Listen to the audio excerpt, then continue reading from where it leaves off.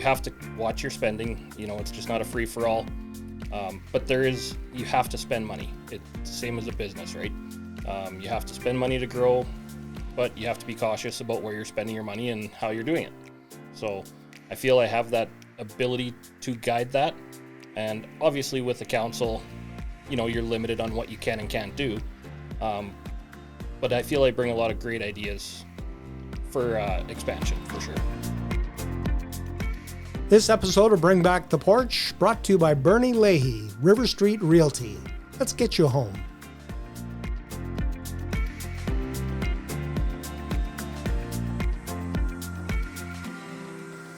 There was a time in the history of politics in this land when there was a young fellow by the name of Joe Clark who decided he wanted to be the Prime Minister of Canada, and he became the leader of the Progressive Conservative Party, and everybody said, Joe who?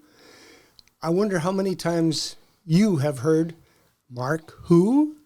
Mark Fisher, candidate for mayor in Medicinehat. Welcome. Glad to be here. Thanks for having me. Mark who? Tell us a little bit about yourself, Mark. So I'm born and raised Medicinehat. I'm 42 years old. Been here my whole life. Third generation. Grandpa was a business owner in Medicinehat. My dad was a business owner in Medicinehat. And I was a business owner up until a couple of years ago. So, there's a lot of roots here. And I just thought maybe I could do some good and try and lead the city and grow it. No political experience, though. You're coming green as grass. Green as grass. It started off with me being wanted to run for council. And I looked, and there were so many great candidates. And I thought, you know what? I could lead a bunch of these great candidates. So I thought, why not put in for mayor? I feel I'm a good leader, so that's how I decided to run for mayor. Yeah. Talk a little bit about your life experience. You said you were a business owner. What has prepared you to take this next step? Honestly, just watching my dad go through all the businesses and I was close with my dad when it came to that. Then when I started my business, you learn a lot really quickly when you become a business owner. And we were in business for 10 years. And myself and my business partners, we parted ways and shut it down. We were in the oil field industry. So with oil and gas being so unstable, it just seemed like a better option to shut it down. So currently I'm an operations manager for a local company in town here. And, so I'm still doing the day-to-day budgeting, hiring, things like that. So what point of view would you bring to the mayor's job? Would you look at it as a business that has to be run as a business? Definitely to a certain extent. You have to watch your spending. It's just not a free-for-all. But you have to spend money. It's the same as a business, right? You have to spend money to grow, but you have to be cautious about where you're spending your money and how you're doing it. So I feel I have that ability to guide that. And obviously with the council, you're limited on what you can and can't do. But I feel I bring a lot of great ideas for expansion, for sure. What do you see the mayor's role as? Honestly, I see the mayor's role as a mediator when it comes to meetings, guiding the meetings, getting a good flow in meetings, making sure everybody's getting along, and basically communicating with the people, trying to figure out what they want. When is the best time to move forward and push when it comes to maybe building a new facility and parks and things like that. Would you have a role model that you might like to emulate as a politician, pardon the word? Not really. I'm not a politician, never been, never thought I would be one. So I feel I'd bring a lot of fresh ideas maybe, and I want to bring politics back to maybe smarter thinking. Instead of just doing what the politicians want, you have to let the people decide what they want. You're voted in by them, so you have to do what they want. So more of a grassroots approach to being absolutely. a mayor. 100%. Okay. Was there one single issue that pushed you into this political ring? Probably, for the most part, just watching. I have two young boys, and we're in sports. They're in hockey, lacrosse, so we're in lots of different rinks and things like that.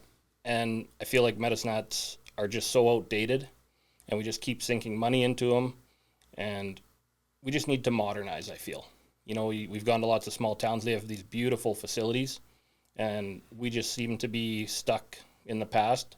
I don't know when the Moose, the Hockey Hounds, those places were built, but had to be 50s or 60s, I would assume.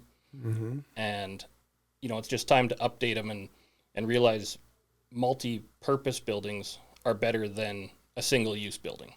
So are you big into promoting recreational facilities for Medicine Hat? For sure, yeah. We've heard talk about, we need a fourplex, a 4-ice sheet facility.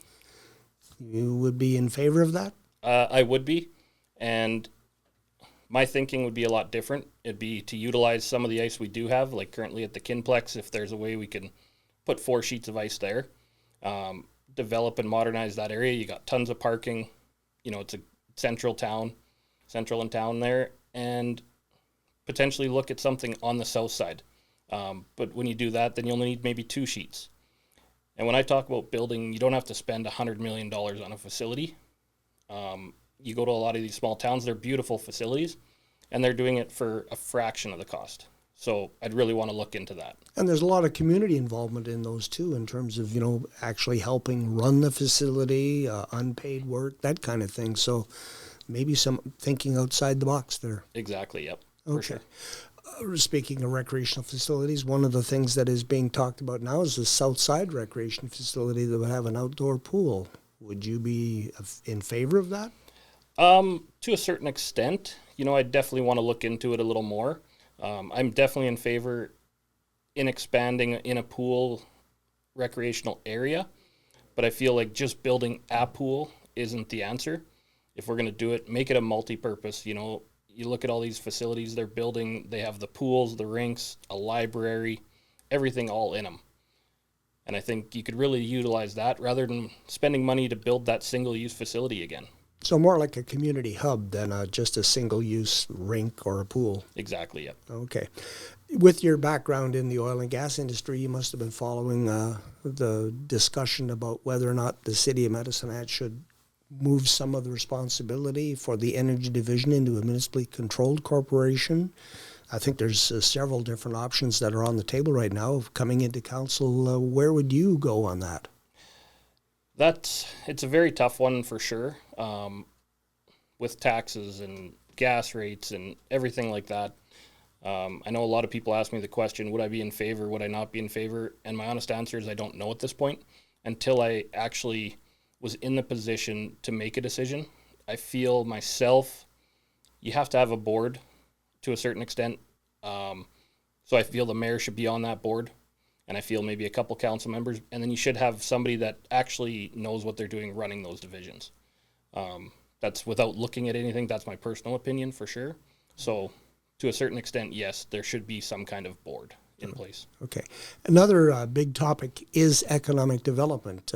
What kind of a mayor would you be in that area? First of all, I'd like to look after the people that are already here. First and foremost, when it comes to economic development, everybody talks about bringing in new business. My question is, why can't we expand the businesses we have here already? Instead of having 10 people work for you, maybe they could have 20 people, and that grows a business there. And when that happens, I feel like naturally more business will come here because it's just, you're growing.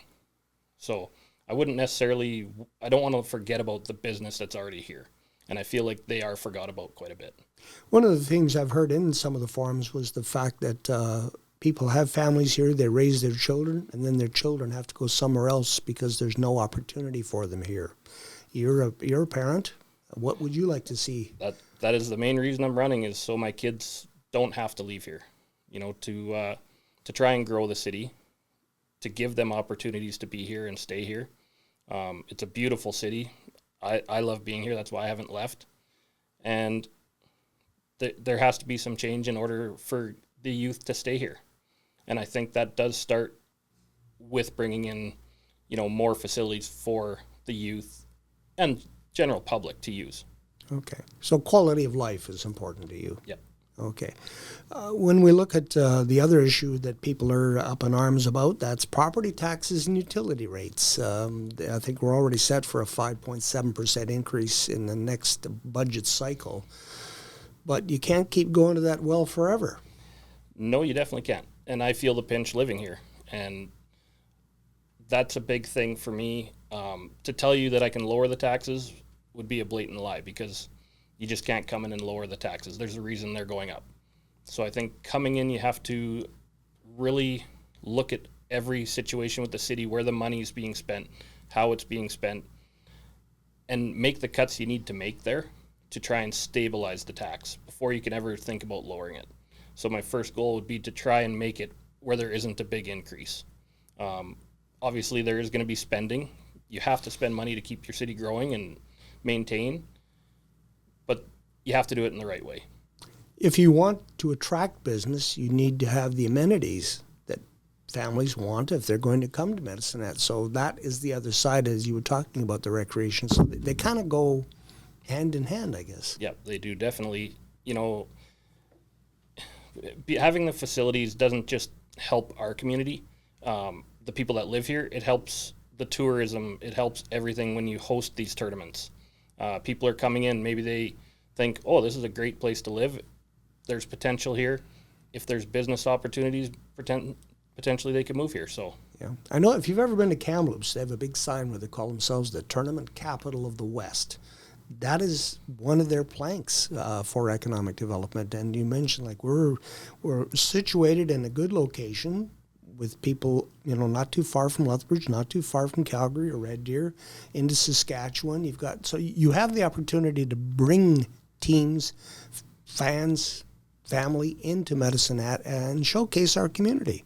Yeah, for sure you do. It's and I think once people are here, they realize, like, it is a great place, and if we had better amenities, they would potentially think about coming here more often, for sure. Okay. Another amenity that we enjoy in Medicinehat, have for over a century, is the Medicinehat Exhibition and Stampede. They've come to the city looking for money. Would you be in favor of giving them that money? Again, it would be something you'd have to look at. I am a huge supporter of the Stampede. My family's been involved with the Stampede forever and still is. My sister's still involved very closely with it. So there's a soft spot for me for sure. When it comes to that, I think there has to be a lot of give and take. If we want to build a fourplex of ice at the Kinplex, maybe the Stampede grounds, we can incorporate all of it into one. So it's not just money going to the Stampede grounds, it's money used for the entire city for other facilities that are involved with it as well. Okay. Sama Solar Project is one that has been kicked around a lot here too. Some say it's a boondoggle, some say it's a necessary investment if you're going to attract the industry that we want to bring here to give the jobs to the young people to get them to stay. You have some experience in the oil and gas industry. I don't know if it has to be one or the other, but what is your thought on that? It definitely doesn't have to be one or the other. We did have a solar field there where the old Riverside water slide was before. It didn't last long. My thoughts on big solar fields, I'm not a huge fan. I think there is better ways when it comes to solar on houses and things like that. Yeah, like, there is a great place for solar. But to power a big city and give us extra power, I don't see you regaining that cost in an efficient time. Okay, because I have heard too that some big industries, they need that alternative energy in order to meet some other outside targets. So it's a difficult one to try to, I guess, say it's good or bad. There are, gray areas that you need to get into the minutia before you can make a final decision. For sure. And, if that business comes to you and they need that, green energy and stuff like that, that's something you'd look at what are they willing to sign on as, what's the benefit to the city in order for us to spend any kind of money to bring them here. And you do hear about all these big companies that say, well, what are you going to give us to come to your city? I don't think that should be a thing. Why aren't we looking after the people that are here, that have been here for years and years and years with their businesses? Like, they don't get any breaks. They don't get the money from us. So why are we giving big corporation the money to bring them here? That's a real hard thing for me. It would have to benefit the city in order to actually make it really work. Tough thing there is that you're in competition with other centers that are offering the carrots and the plums. Yeah, for sure. Yeah. And that's where you gotta weight it, because you gotta look at what's your return on investment, for sure. Okay. The other area that people have been up in arms in over the last couple of years was Division Avenue. And how did that mess happen? You've watched it from the outside. If you had been on the inside, what would you have done? Definitely not what they did. There was talk, I know, of Kingsway and I believe 3rd Street there on the north side. And Kingsway would just be a disaster. 3rd Street, there's no point. There's nothing there. You know, we have so many great paths and everything already in this city. There's a way to expand on it without necessarily ruining the traffic, like I feel they did on Division for sure. Okay. In your campaign so far, what have you learned that you didn't know going in? A lot. It's definitely been a eye-opening experience. You know, it's been great meeting all these new people and talking to new people and listening to their thoughts. I really enjoy that part of it. And I guess you know, when you come in, you always think maybe you're a little right and everybody else maybe is wrong. And I've definitely learned quickly that I'm definitely wrong in a lot of areas. And not afraid to admit it? Not afraid to admit that for sure. You know, and I know if I am voted in, I will make a lot of mistakes. And I'm willing to own up to those mistakes. And that's how you learn and that's how you grow. But I think that's also why you have a council in place, is that you can all learn and grow together. You'll make the mistakes together, but you're also going to make some really good choices together. Did you find out that some of your preconceived notions were wrong? Oh, definitely, yep.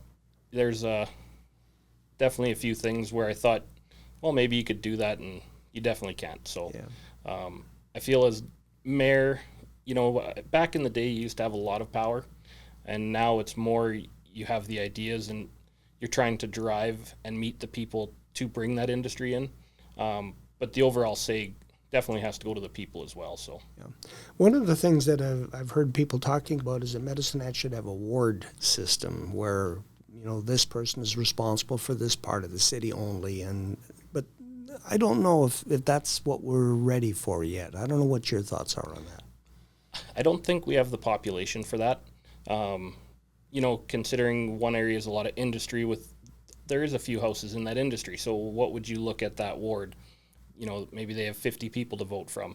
Where you look at an area like Ross Glen or Crescent Heights where it's a lot of houses and they have a lot more people. So as of right now, I don't think our city is definitely set up for a ward. The way we do it now, I think, is the way to do it. And I think, you know, just seeing how many people are running shows that people are caring and they want to be involved, which is really good. You've been on the outside over the last 4 years watching the last council, the current council that is on its way out. Your thoughts on how they did, and did that impact your decision to put your hat into the ring? Definitely impacted me personally, and I think it impacted a lot of people. It shows in the numbers. And nothing against anything they did, because I know it's not going to be an easy job. But maybe, you know, their ideas and the way they clashed and things like that, they just didn't get along. And I don't think that's what you need in a council. I think you need that council to be a team. And you're either going to fail together or you're going to succeed together. And I think they were all afraid of that aspect maybe, so that's why they were divided. And I guess as a leader, that's what you have to do, is try to steer that ship to either make them succeed or fail. And it's a learning progress. How did you develop your leadership skills?